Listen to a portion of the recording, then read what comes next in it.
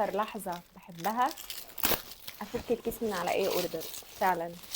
انا بقى استغليت السيل اللي كان عامله دكتور داوود ستور، واشتريت شويه حاجات كده لشعري ولبشرتي، دلعت نفسي يعني. اول حاجه جبت برلوم.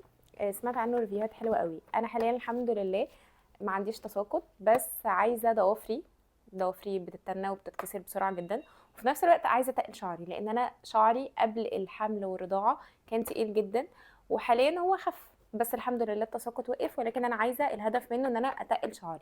جبت الهير ماسك بتاع كابيكسي، كان نازل برضو بخصم حلو قوي. ناس كتير جربته وقالوا حلو. جبت شامبو للقشره بتاع سولارون، لان في الشتاء شويه بيطلع لي قشره دهنيه. جبت السيرم بتاع كابيكسي، وطبعا سمعت عنه ريفيوهات حلوه كتير، عشان كده متحمسه جدا ان انا اجربه. اخر حاجه طلبتها هو كريم التفتيح بتاع فيكيشن، واتمنى ان انا اخد منه نتيجه كويسه.